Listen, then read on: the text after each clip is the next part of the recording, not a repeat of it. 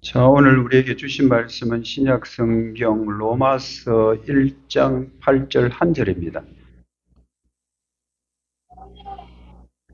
제가 가지고 있는 성경은 신약 성경 238페이지 로마서 1장 8절 한 절만 제가 봉독하겠습니다.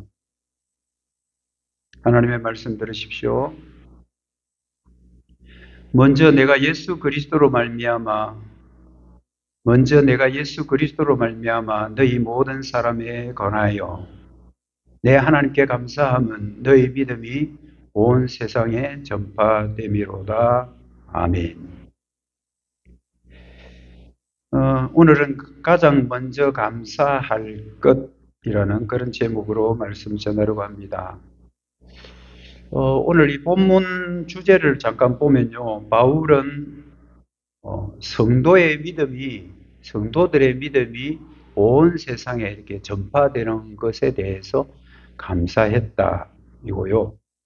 오늘 설교는 우리가 그리스도 안에서 성도된 것과 우리의 믿음의 증거가 지금도 계속 전파되고 있음에 감사합시다 라는 그런 주제로 말씀드리려고 합니다.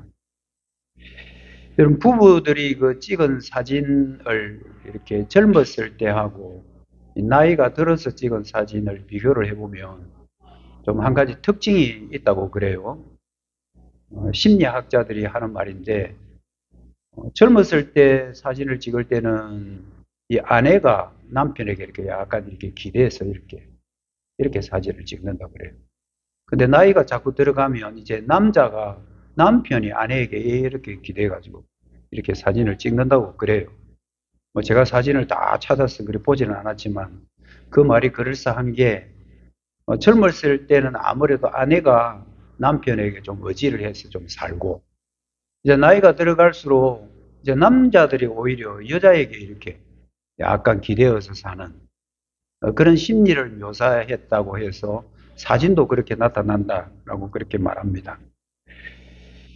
젊었을 때는 아무래도 막 남자들이 아무래도 힘이 있으니까 아직 경제력도 있고 하니까 나를 따라와 하고 막 내가 간다 따라와 막 이렇게 하고 가족들을 데리고 막 가고 그런 것 같지만, 이제 나이가 들어갈수록 오히려 이제 아내가 더 힘을 가지게 되고, 그리고 자녀들도 아내 말을 더 잘 듣고, 그 남편이 오히려 이제 아내에게 이렇게 기대어 사는 그러한 모형을 사진에서 찾을 수 있다라고 그렇게 말합니다. 그래서 우리가 호칭을 부를 때 이렇게 불러요. 여보, 그리고 또 당신 이렇게 불러요. 여보라는 말의 뜻이 여러분 뭔지 혹시 아십니까? 여보라는 말은 한문 그대로 풀면 이런 뜻입니다. 보배와 같다 이런 뜻입니다. 당신은 보배와 같은 존재야 할 때 여보라고 그렇게, 그럴 여자하고 보배로 올 보자 여보 이렇게 부르죠. 그리고 또 당신 이렇게 부를 때가 있는데, 당신은 내 몸하고 같다. 당신이라는 건 내 몸하고 같다 그런 뜻입니다. 그리고 또 혹간 또 마누라 이렇게 부르기도 하죠. 마누라라고 부르는데, 마누라는 마주보고 누웠다 이런 뜻입니다. 마누라, 마주보고 누웠다 이 뜻이고, 또 좀 그게 약간 부정적으로 들릴지 모르지만 뜻은 괜찮아요. 옆했네. 이 옆했네가 뭐 어떻고 저쩌고. 옆했네는 뭐냐면 옆에 있다, 옆에 있네라는 말이 옆했네예요. 그래서 크게 나쁜 뜻은 아니에요. 근데 옆했네 그러면 뭐 자기 부인을 무시한다 그렇게 생각하는데 그건 오해입니다. 이 호칭을 우리가 부르는 걸 다른 남자 또는 다른 여자를 여보라고 부르지 않잖아요. 부부끼리만 부를 수 있는 호칭이 여보잖아요. 다른 여자를 보고 여보 이러면 참 큰일 나죠. 다른 남자를 보고, 옆집 남자를 보고 여보 막 이러면 그 혼날 일이죠. 큰일 날 일이죠. 여러분, 우리 호칭들을 좀 잘 사용해야 되는데, 요즘 펫 문화가 유행이잖아요. 펫 아시죠? 뭐 고양이를 키우고 뭐 개를 키우고 뭐 애완견이라고 그러고요. 근데 요즘은 뭐 개도 엄청나게 큰 개를 키우는 사람들도 있더라고요. 어쨌든 뭐 개를 키우는 거 좋아요. 뭐 다 키우는 거 좋은데, 그 개를 보고 엄마 왔어, 아빠 왔어, 이런 호칭을 쓰는 사람들이 있다고 그래요. 근데 어떻게 여러분들 사람이 개 엄마가 돼요? 엄마 왔어, 아빠 왔어. 아빠 왔어, 엄마 왔어. 자기 자녀들에게 부르는 호칭을 그 개나 고양이한테 부르는 거는 그거는 잘못됐다고 생각을 합니다. 지난번에 한번 우리 교회 왔던 그 이광호 목사님이 쓴 시집 거기 보면 참 재밌는 표현이 하나 있더라고요. 개와 고양이는 허락도 안 했는데 인간이 자기들이 자기 엄마래, 자기 아빠래. 그러면 그 고양이하고 개가 얼마나 웃기겠냐. 그런 식구가 있더라고요. 그래서 이 호칭이라는 것은 뭐 그냥 부른다고 함부로 부르는 게 아니라는 생각들을 우리가 하게 되죠. 여보, 뭐 당신, 뭐 이런 표현들도 아주 좋은 뜻을 갖고 있고. 이제 살아가면서 저도 지금 아직까지 좀 어리지만 살아가면서 느껴지는 게, 옆에 같은 존재가 같이 함께 가는 존재가 있다는 것이 참 감사하는 일이다라는 생각이 이제 자꾸 나이가 한 살씩 먹어가니까 들어요. 이번에 우리 두 번째 사위 어머니 이제 혼자 되셨는데 그분이 이제 혼자서 너무 이제 목사님 수발하고 한다고 고생을 많이 하시다고 해서 우리 고향으로 한번 오시라 해가지고 이번에 한번 오셨다고 하셨는데 그분이 하시는 말씀이 이래요. 참 우리도 참 아직도 어리다.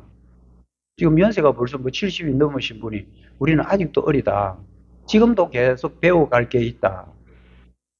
손자들한테 배울 것도 있고, 주변 사람한테 배울 것도 있고, 우리가 지금 다 안다고 생각하는 건 참 잘못된 거다.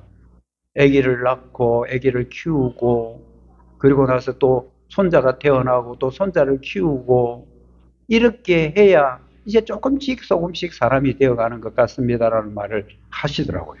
그 말에 저도 굉장히 공감합니다. 여러분들 우리가 살아가면서 주변에 사람들이 이렇게 있으면 그게 얼마나 우리에게 감사할 일인가를 우리는 생각을 해야 되고 특히 지금 이제 휴가철이기 때문에 여러분 뭐 이 사람도 저 사람도 막 만나고 그러잖아요. 참 덥고 그러면 짜증 날 때도 있고 막 그냥 편히 혼자 있고 싶은 생각도 들겠지만 그래도 옆에 사람들이 주변에 있어서 찾아오고 같이 교제하는 것은 참 감사할 일이죠. 오히려 그걸 감사를 해야 된다는 생각이 듭니다. 그런데 과연 우리가 감사할 것이 이런 것밖에 없을까라는 생각을 하게 되죠. 오늘은 우리가 읽은 게 로마서예요. 로마서인데 로마서는 여러분들이 좀 아주 특이한 성경이니까 여러분 좀 기다만 좀 들으셔야 되고요. 이 바울 사도가 로마에 보내는 편지가 로마서인데 여러분 이 로마 교회는 바울이 직접 세운 교회가 아니에요. 뭐 빌립보라든지 에베소라든지 이런 교회들은 바울이 직접 가서 전도하고 거기에 복음을 전하고 그렇게 해서 바울이 교회를 하나씩 세웠는데 교회를 세웠다고 해서 뭐 우리 사천종강 장로교회처럼 뭐 이렇게 예배당을 지어놓고 이런 개념이 아닙니다. 그냥 가정에 몇 명씩 모여서 당신들끼리 예배해요. 그리고 여기도 여기서 예배하세요. 이렇게 하고 그냥 떠나버리면 그게 그냥 교회예요. 가정교회로 출발을 했습니다. 근데 로마 교회는 바울이 직접 세운 교회가 아닙니다. 여러분 알다시피 주후 33년, 33년 예수님이 돌아가신 그 해기도 하고요. 그리고 주후 33년에 예루살렘에 놀라운 하나의 사건이 일어나는데 그게 오순절 성령 강림 사건입니다. 굉장히 강력한 성령님의 임함이에요. 그것은 단회적이라고 그럽니다. 그때 그 시대에 딱 한 번 있었던 역사인데 그렇다고 해서 지금 뭐 성령님이 우리 안에 안 오시는 것은 아니지만 그런 식으로 임하지는 않습니다. 강한 바람이 불고 그 다음에 소리가 나고 사람들 가운데 성령님이 임하는 것을 직접 보는 그런 오순절 성령 강림 사건은 오늘날은 나타나지 않습니다. 그 당시에 강력한 성령의 임재를 체험했던 디아스포라 유대인들이에요. 여러분 교회를 다니면서 디아스포라라는 단어 정도는 하나 알아놔야 됩니다. 디아스포라라고 하는 말은 뭐냐 하면 유대인들이 핍박을 받아가지고요. 온 세계적으로 이렇게 흩어져 있는 그래서 바벨론으로 잡혀가고 아수르로 잡혀가기도 하고 또 로마 제국에도 또 핍박받아서 카타콤 또 이렇게 무덤 지하 동굴 이런 데 막 들어가서 신앙생활하셔 흩어져 있는 그 유대인들을 디아스포라라고 그래요. 그래서 흩어져 있는 유대인들이 절기를 지키기 위해서는 1년에 꼭 3번 이상은 예루살렘으로 오는데, 예루살렘에 절기 지키러 왔다가 성령 강림의 강력한 임재를 경험합니다. 그렇게 해서 그들이 복음을 받아서 로마로 돌아가서 로마인들에게 또 유대인들에게 복음을 전해서 세운 교회가 여러분들 로마 교회예요. 바울이 직접 세운 교회가 아니에요. 이것은 바로 자생적 교회라고 그럽니다. 내가 복음을 듣고 내가 가서 다른 데 가서 복음을 전해서 그곳에 세워지는 교회, 자생적 교회라고 그럽니다. 여러분, 로마가 어떤 곳인가를 오늘 제가 좀 말씀을 좀 드리려고 하는데요. 여러분들 혹시 뭐 넷플릭스나 아니면 또 다른 어떤 콘텐츠 같은 거를 이용을 해가지고 로마를 배경하는 영화들이 들어있어요. 그럼 그런 영화들을 여러분들 꼭 한 번씩 보시기를 바랍니다. 왜냐하면 때로는 그 로마의 영화들이 좀 선정적이긴 해요. 막 우통도 막 벗고, 막 여자들도 그냥 막 이런 그런 것들 막 드러내고 막 그렇게 하긴 하지만, 그리고 굉장히 폭력적이에요. 굉장히 무자비하게 사람을 죽이고 십자가에 막 달고 이렇게 해서 폭력적이기도 하고 선정적이기도 하지만, 그러나 우리가 그런 영화를 통해서 배울 수 있는 배경이 있습니다. 여러분, 로마 같은 영화를 보면 기독교인들이 어떻게 로마 제국에서 단합을 받았는지, 그리고 인간들이 얼마나 타락하면 이렇게까지 타락할 수 있는가를 보여주는 게 그런 영화입니다. 우리 기독교인들이 보통 그런 영화를 보면서 와, 무슨 저런 영화를 봐, 돌려. 여러분, 우리가 확실한 기독교인 같으면 그럴 필요 없습니다. 그럴 필요 없고, 사람이 타락을 하면 저렇게까지 타락하는구나 라는 것을 알 수가 있고요. 그리고 저런 시대에 교회가 세워졌다? 그 교인들이 얼마나 고생했을까, 얼마나 힘들었을까 하는 그 시대적 배경, 그리고 시대상, 특히 신약 성경의 배경을 잘 보여주는 것들이 그런 영화예요. 물론 세트로 만들어진 영화이긴 하지만, 또 CG로 만들어서 막 처리하기도 하지만, 그러나 그런 것들을 보면서 로마 제국이 얼마나 강대한 나라였던가. 왜냐하면 신약 성경은 로마 제국을 빼놓고는 설명할 수가 없습니다. 그 배경이, 여러분, 신약 성경의 배경이 다 로마 시대이기 때문에 그래요. 당시 로마 제국은 전 세계의 문명 그리고 문화를 주도하고 있었습니다. 그리고 로마 제국 사람, 로마 시민들은요, 이 콧대가 굉장히 높아요. 로마인 되는 게 콧대가 얼마나 높습니까? 바울도 사실은 로마인이잖아요. 근데 그런 로마인이 겸손하고 낮아져서 그렇게 예수님 안에서 변화되는 것은, 그것도 우리 또 상상을 초월하죠. 어쨌든 로마인들은 콧대가 굉장히 높습니다. 그들은 자기들이 가장 지성적이라고 생각합니다. 왜냐하면 그리스 철학 바로 다음이 로마 시대라는 거예요. 그래서 그리스의 학문의 영향을 참 많이 받고 흡수를 많이 한 나라가 로마고요. 그래서 로마는 자기들이 최고의 지성인이라고 생각합니다. 그리고 가장 자기들이 용맹하고 정의롭다고 생각도 합니다. 그래서 그런지 그 당시에 기독교는요, 자기들이 볼 때는 너무 하찮은 종교예요.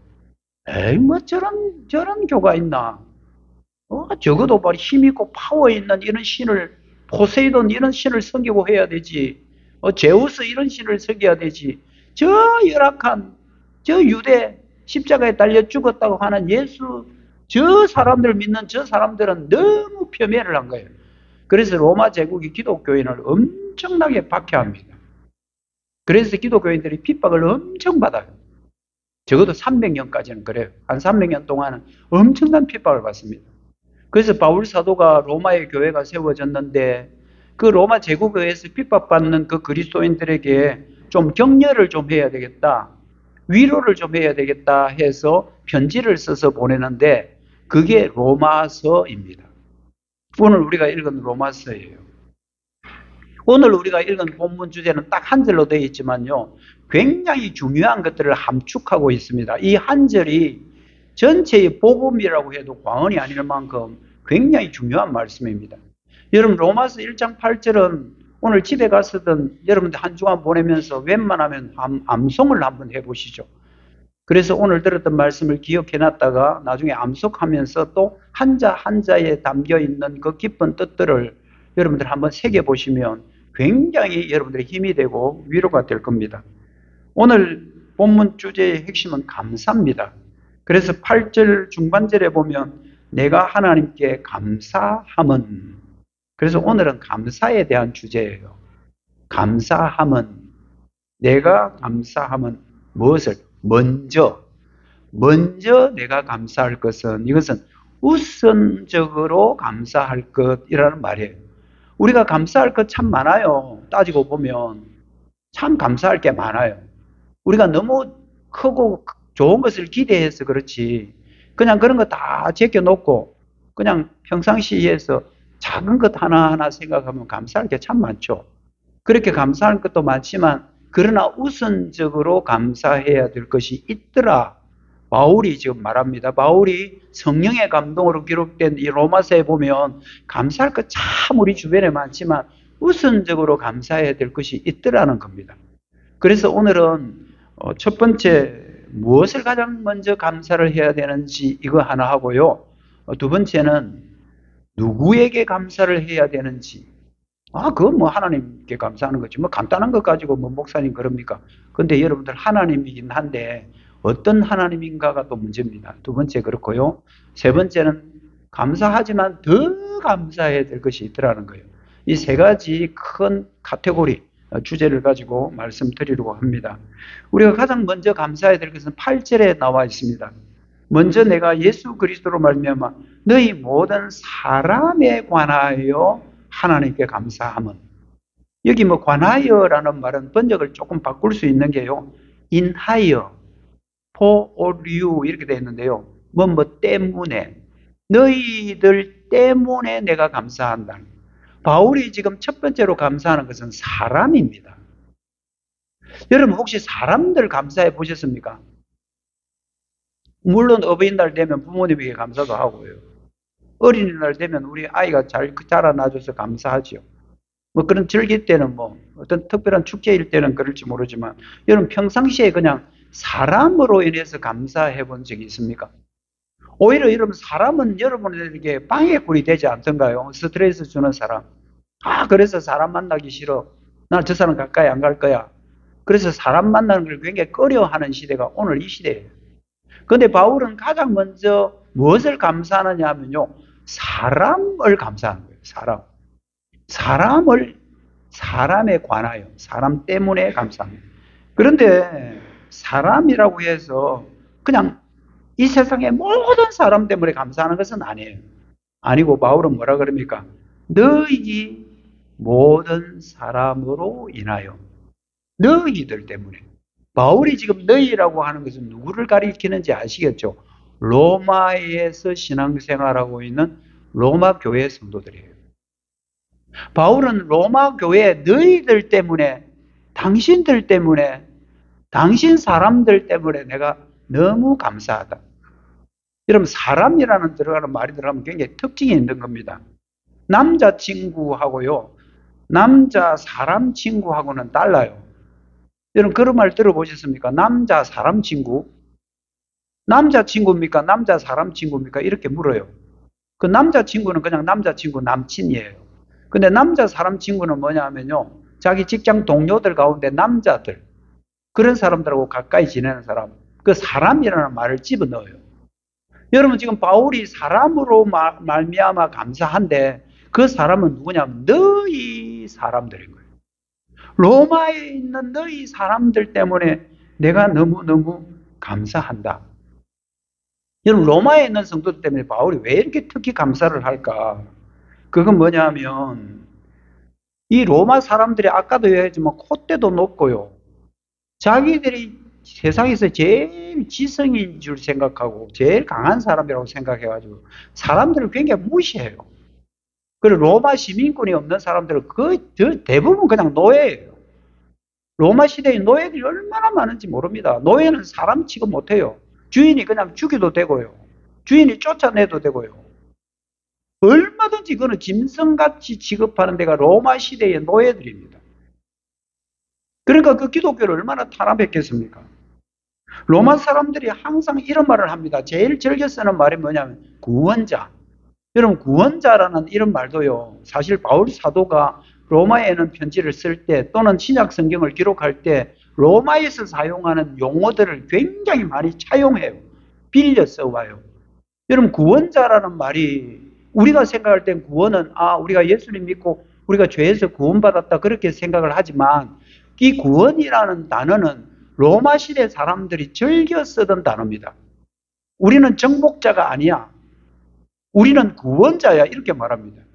자기들이 주변의 나라들을 정복해가지고 땅 따먹게 하잖아요. 그래서 땅을 야금야금 삼켜서 그 거대한 로마 제국, 그 당시에 최고의 나라 로마 제국을 만든 거잖아요. 그런데 그 작은 나라 소국 하나를 정복하면서 우리가 당신들을 정복하는 정복자가 아니야. 우리는 당신들을 구원한 자야. 그러면서 구원자라는 말을 참 사용할 만큼 굉장히 교만한 민족들이 로마 제국 사람들이었습니다. 제국 전체 사람들 아니고 로마 시민권자들입니다. 그리고 이들은요, 정말 참된 평화를 구하고 싶으면 우리 로마로 와.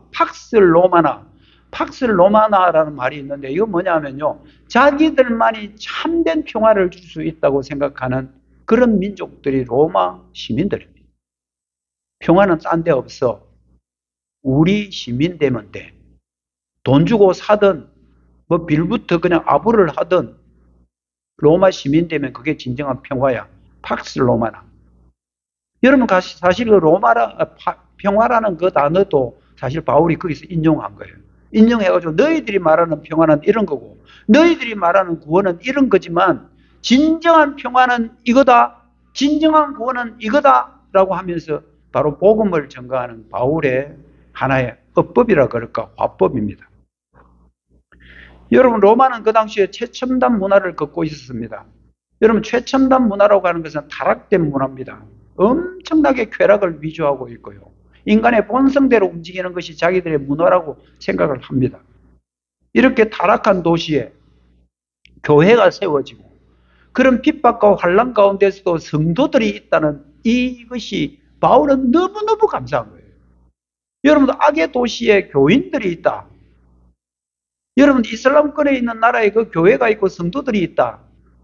여러분, 얼마나 그게 감사할 일입니까? 바울은 사람으로 인해서 감사하는데 바로 너희 사람들로 인해서 내가 제일 먼저 감사한다. 로마 도시에 성도들이 있다는 것, 이게 너무 감사하다는 거예요. 오늘 우리 한국 교회가 감사가 굉장히 많이 흐트러져 있습니다. 우리가 감사할 것은 우리가 구원받고 정말 하나님의 성도 된 것, 이거 감사해야 되는데요. 어떻게 된 판인지 어느 날부터 우리 한국 교회는요, 담임 목사, 박사, 학위 취득 감사 예배를 드리더라고요. 여러분, 이게 뭡니까? 담임 목사가 박사 학위를 받든 석사가 되든 그게 무슨 교인들과 함께 감사 예배의 대상이 된단 말입니까? 그리고 이런 거 있습니다. 노회장 취임 감사 예배. 여러분, 그게 무슨 자랑할 겁니까? 또 심지어 우리 교회 무슨 집사님 아들 변호사 무슨 합격. 물론 인간들끼리 그런 감사를 할 수 있죠. 근데 그게 무슨 예배의 대상입니까? 아닙니다. 성도가 가장 먼저 감사해야 될 것은 나와 함께 내 주변에 신실한 그리스도인들이 있다는 이 사실. 이게 진짜 감사해야 될 일이에요. 여러분, 지금 옆에서 함께 예배드리는 성도들이 있다는 것에 여러분들 감사하셔야 됩니다. 뿐만 아니라 여러분들 저 북녘 동포들, 그리고 정말 핍박과 환난이 맞는 이슬람권, 이런 데서도 신실하게 예수 그리스도의 나의 구주로 고백하는 성도들이 있다는 거, 이거 제일 먼저 감사해야 됩니다. 바울은 제일 먼저 감사하는 게 뭡니까? 너희 사람 때문에 내가 감사한다. 로마에 있는 성도들이요, 당신들은 그렇게 핍박 가운데 쾌락과 환락의 도시 가운데 그래도 주님을 믿고 있다는 사실이 나는 너무 먼저 감사한다라고 바울이 첫 번째 감사한 것은 성도들이었습니다. 그런데 여러분, 성도가 어떻게 만들어질까요? 교회 그냥 내가 나와서 목사님 내 이제 교회 다닐랍니다. 내 교회 그냥 등록할게요. 내 주일날 교회 와서 그냥 이제 교회에서 예배 드리고 할게요. 여러분, 그게 성도가 될까요? 그냥 그렇게만 하면 성도가 될까요?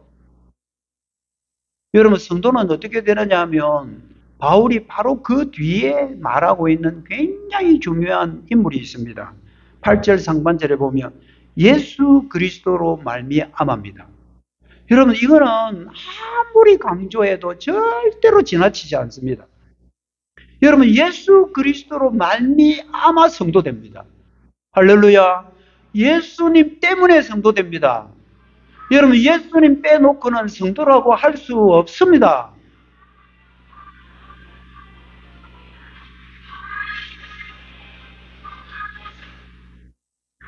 여러분, 예수님 빼놓고는요, 성도가 안 돼요.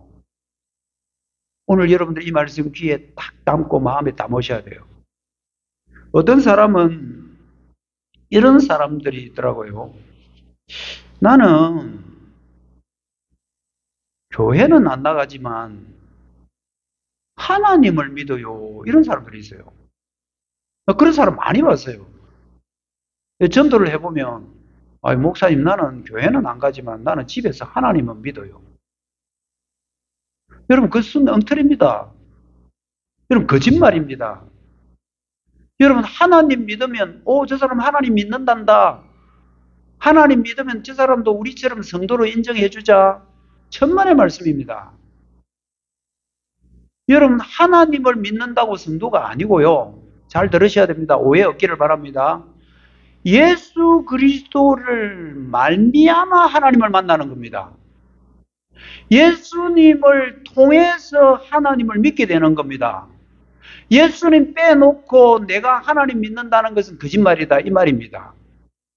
나는 예수님 모르지만 하나님을 믿습니다. 그래서 당신들하고 나하고 똑같아요. 천만의 말씀입니다.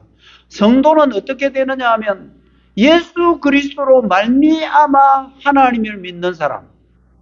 이게 여러분 성도입니다. 나는 예수님 인정하지 않지만 나는 하나님 믿어요. 나는 교회는 안 가지만 나도 하나님 믿는 사람이요. 나는 성경 읽어요. 여러분, 그런 말에 여러분 속지 마십시오. 그런 사람들이 우리와 한편이라고 생각하시면 안 됩니다. 바울이 왜 예수 그리스도로 말미암아 이 말을 하고 있는지 우리는 아셔야 됩니다. 예수님으로 말미암지 않고는 우리는 하나님께로 갈 수가 없습니다. 예수님을 말미암지 않고는 하나님을 믿는다는 건 거짓말이다 말이에요. 왜 그러냐면 여러분들 요한복음 14장 6절에 보면 내가 곧 길이요 진리요 생명이라고 했습니다. 여기서 내가 누구냐면 예수님입니다. 예수님이 직접 하시는 말씀이에요. 예수인 내가 길이다. 길은 여러분들 길을 통해서 목적지로 갑니다. 내가 진짜 진리다. 내가 생명이다. 그 뒤에 보십시오. 나로 말미암지 않고는, 나를 통하지 않고는 아버지 하나님입니다. 하나님께로 올 자가 삥 없다. 여러분들이 하나님만 믿는다고 하는 사람은 이슬람도 하나님을 믿습니다. 알라가 하나님이에요. 그러면 하나님만 믿는다 그러면 그 사람은 알라입니까? 그리스도인입니까? 그리스도인이라면 그리스도라가 말 자체가 예수님이에요. 예수님으로 말미암지 않고는 하나님을 만날 수도 없고요. 하나님을 믿을 수도 없고요. 그래서 여러분들이 교회에 들어오시면 성도가 되려고 하면 예수 그리스도를 통해서만 하나님을 믿으니 성도가 되는 겁니다. 예수 그리스도를 말미암아라고 바울이 한 두 번째 이유가 또 하나 있는데요. 이건 뭐냐면 한 번 우리의 중보자 되신 예수님은 예수님 믿고 난 이후 우리의 성화의 삶 가운데도 예수님이 계속 우리의 중보자가 되신다 이 말입니다. 예수님은 우리 이제 믿고 구원받았으니까 이제 너희들은 알아서 살아 이거 아니에요. 예수님은 내가 이제 너희들 구원 줬으니까 너희들 알아서 살아야 돼. 너희들이 착하게 살아야 돼. 여러분 그게 아니라는 거예요. 예수님은 우리를 구원도 갖다 주셨지만 예수 그리스도로 말미암아 지금도 계속 성화의 삶을 살 수 있게 해 주신다. 그래서 예수 그리스도로 말미암아라는 말을 바울은 굉장히 중요하게 생각하며 이 말씀을 1장 8절에 넣어 놓은 것입니다. 여러분, 어떤 사람은 이런 사람들이 또 있더라고요. 우리가 구원받을 때는 예수님이 필요한데 이제 구원받고 나면 너희들이 책임져야 돼. 너희들의 삶을. 너희들이 이제 잘 살아야 돼. 근데 여러분, 우리가 예수님을 믿는다는 것은 우리 인격과 우리의 삶이 완전히 바뀐 게 아니에요. 예수님을 믿는다는 것은 이제 신분의 변화예요. 여러분들이 죄에 있던 신분에서 이제 의로운 사람으로 된 거예요. 의로운 사람으로 신분만 바뀌어 놓은 거지. 우리는 이제 예수를 믿고 난 이후에도 치열한 삶의 현장에서 그리스도인답게 살아야 되는데 그것도 우리로 맡겨놓고 너들 알아서 살아. 너들이 이제 살 수 있게 되었어가 아니라 그때도 예수 그리스도로 말미암아 예수님이 계속 우리의 거룩과 우리의 영화로운 삶을 책임져 주신다라는 말입니다. 여러분, 우리가 예수님 믿고 나면 이제 우리가 산다고 우리가 사라집니까? 저는 목사지만 그렇게 안 사라집니다. 계속 넘어지고 자빠지고 실수하고요. 그래서 우리가 구원받고 난 이후에도 예수님 이 땅에 오실 때까지 아니면 내가 죽는 그 순간까지도 계속해서 예수님의 이름으로 살아야 되는구나. 예수님 안에서 살아가야 우리가 거룩하게 살고 성화의 삶을 살 수 있겠구나라는 생각을 저는 계속 합니다. 새벽마다 저는 그런 생각합니다. 하나님, 저는 안 돼요. 저는 안 돼요. 제가 목사긴 하지만 신학 공부도 10년, 10수년을 했지만 아직 안 돼요. 안 돼요. 계속 주님께서 함께 하셔야 돼요. 주님이 저를 도와주셔야 돼요. 내가 예수님 안에 있어야 제가 가능해요. 그 말을 계속 고백합니다.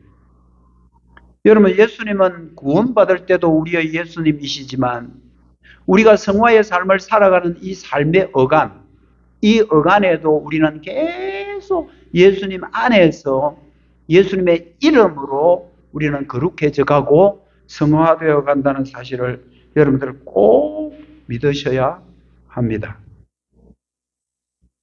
그러면 누구에게 감사해야 될까요?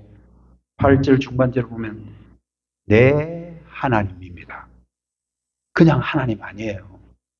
내 하나님. 바울이 로마에 있는 성도들아, 우리 모두 다 감사하자. 첫 번째 감사할 것은 우리가 성도 된 것 참 감사하자. 특히 당신들은 그 로마의 압제 아래에서 그 타락의 도시에서 성도로 있다는 건 내가 너무 감사한다 이렇게 해놓고 감사를 누구한테 해야 되느냐 하면 그냥 하나님이 아니고 내 하나님, 내 하나님께 감사한다. 바울은 감사의 대상이 내 하나님입니다. 이건 무엇을 말하느냐면요, 바울은 그만큼 계속 하나님과 친밀한 관계를 갖고 있고 하나님만을 계속 의지하면서 살았다는 증거가 내 하나님이라고 말하는 것입니다. 바울이 내 하나님이라고 말할 때는 하나님과 자기와의 밀접한 관계도 관계지만 자기가 구원받은 것은 전적인 하나님의 은혜 때문에 구원받았다는 고백이기도 합니다. 여러분, 저와 여러분이 잘나서 구원받은 사람 아무도 없습니다. 내가 믿어서 구원받은, 아니면 믿음조차도 하나님의 은혜입니다. 하나님이 안 주시면 우리는 믿음도 가질 수가 없습니다. 그래서 우리가 예수님을 믿는다, 하나님을 믿는다, 성령님을 믿는다라는 그 믿음도 하나님이 주신 은혜이기 때문에 바울은 내 하나님 참 감사해요. 나 같은 죄인을 구원하셔서 하나님의 거룩한 백성 되게 하시고 하나님의 의가 되게 한 건 너무 감사해요. 왜? 하나님의 은혜로 구원받은 줄을 바울은 너무 잘 알거든요. 바울은 다른 교회인 에베소 교회에 편지할 때 이렇게 편지합니다. 에베소서 2장 8절에 보면 너희는 그 은혜에 의하여 믿음으로 말미암아 구원을 받았으니 이것은 너희에게서 난 것이 아니다. 구원은 우리에게서 난 것이 아니다. 믿음도 내가 만들어낸 것이 아니다. 어디서? 하나님의 선물이다. 할렐루야. 하나님의 선물로 주어진 게 여러분들 믿음이고요. 그 믿음을 통로로 삼아서 우리가 구원받은 거지. 우리가 한 것은 아무것도 없단 말입니다.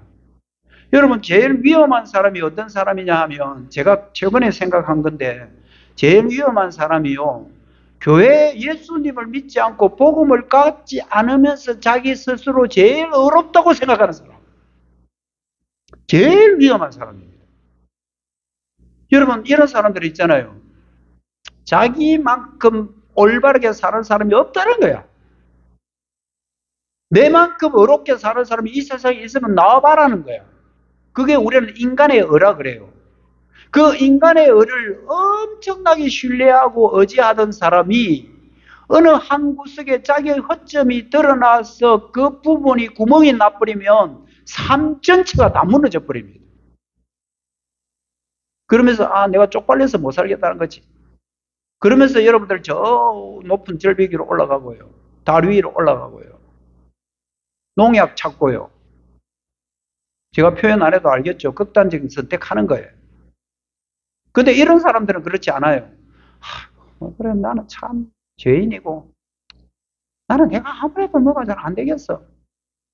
이런 사람들은 옆에 사람들 자존심 없이, 그 자존심도 아니지만 도움 받습니다.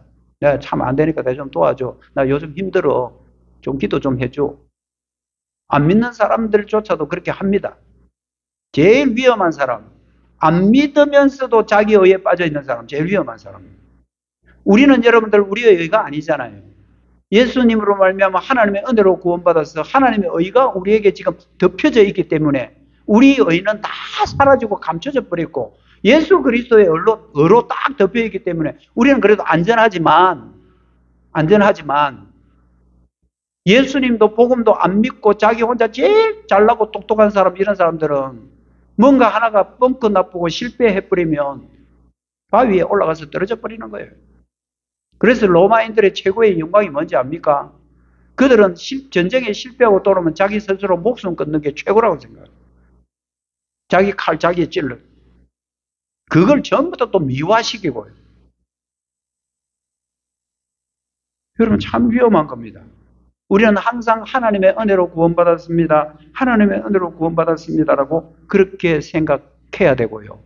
바울은 그걸 계속 생각하다 보니까 감사해도 그냥 하나님이 아니고 네, 하나님 감사합니다. 네, 하나님 감사합니다. 자기도 여러분 로마 시민이었잖아요. 바울도. 로마 시민은 권세 대단하거든요. 근데 그런 거 전부 다 배설물로 여겨버려. 똥으로 여겨버려. 다 버려버려. 오직 자기는 내 안에 있는 그리스도만으로 살겠다고 고백한 사람이 바울이잖아요. 여러분, 참 구원이 하나님의 은혜로 된다는 것에 우리가 감사해야 될 이유가 뭐냐면, 오늘 우리 김대중 집사님도 기도할 때 그렇게 했지만 여러분 다 전도 대상자들이 있잖아요.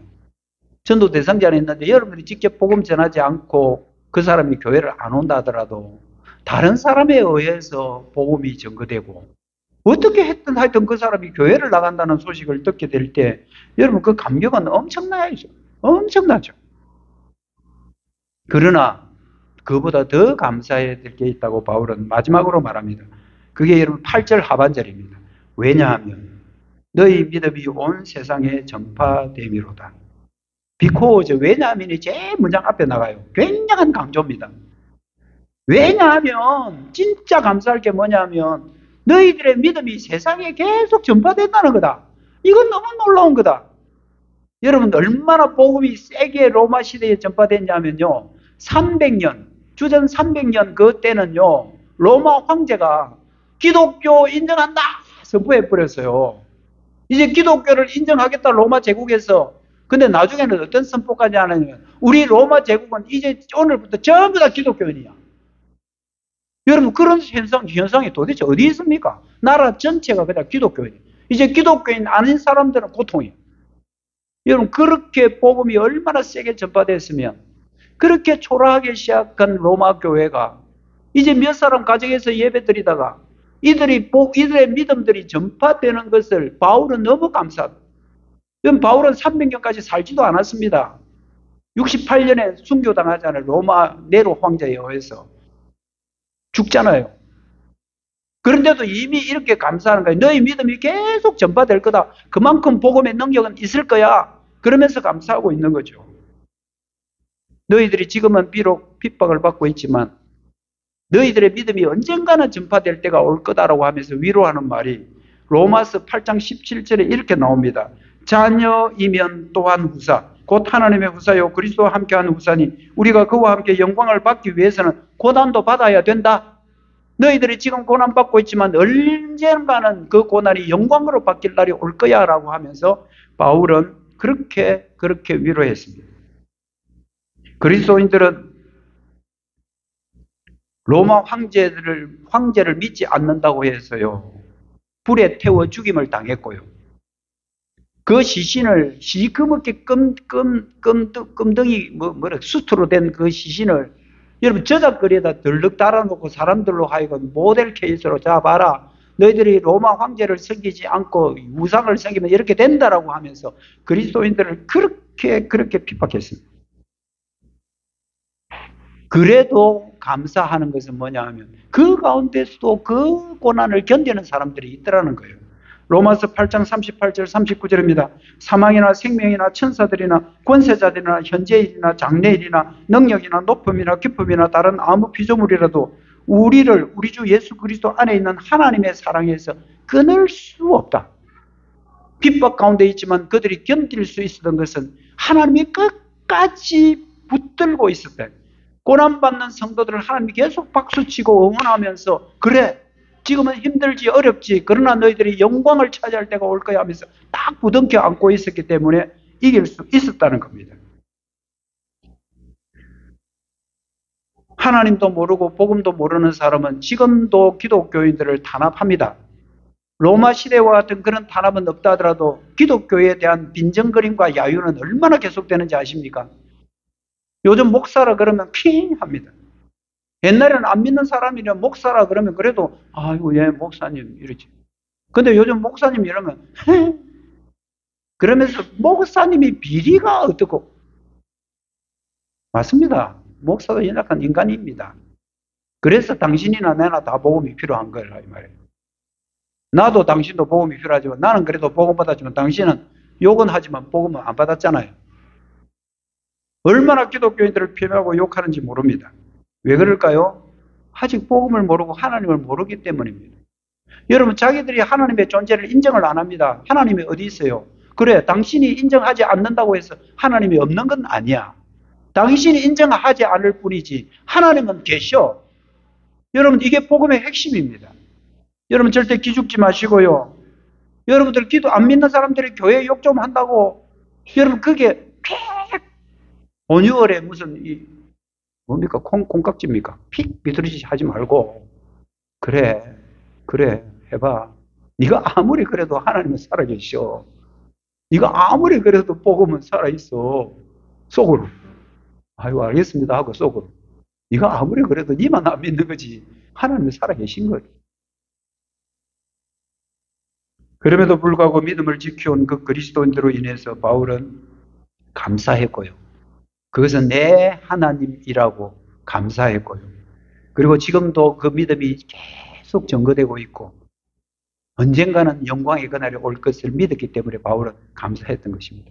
바울은 죽고 나서 약 한 200년 이후에 정말 로마 제국이 완전히 기독교화될 만큼 복음이 엄청나게 증거됐고요. 로마가 복음을 받아들이면서 그때는 세계적으로 기독교의 복음이 쫙 퍼졌습니다. 누가 그렇게 했다고 우리 설명할 수 있겠습니까? 하나님이 그렇게 안 하면 안 되는 일입니다. 지금 여러분들이 비록 지금 힘들게 신앙생활을 하고 있다 하지만 기죽지 마시고요. 이건 생각하십시오. 그래도 여러분의 믿음은 계속 전파되고 있다. 여러분이 하는 말 한마디, 여러분이 하는 행위 하나, 앞에서 욕하고 뒤에서 욕할지 모르지만 속으로 생각할 때는 그래도 기독교인들이 그래도 저 사람은 뭘 믿고 사는지 내가 보니까 돈도 별로 없는 것 같은데도 항상 기뻐하고 즐거워하는 거 보면 저 사람은 내하고 좀 달라. 저 사람 뭐 그렇게 좋지 주일날 뭐 한다고 교회 저리 가지.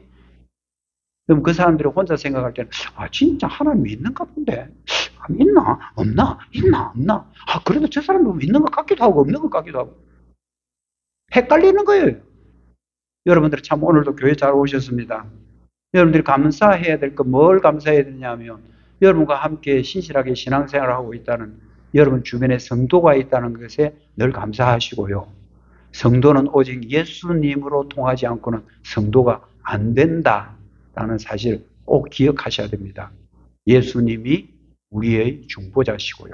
예수님은 지금도 우리를 지켜가고 계시는 분이심을 믿고 감사하면서 살아가는 저와 여러분 되기를 주님의 이름으로 축복합니다.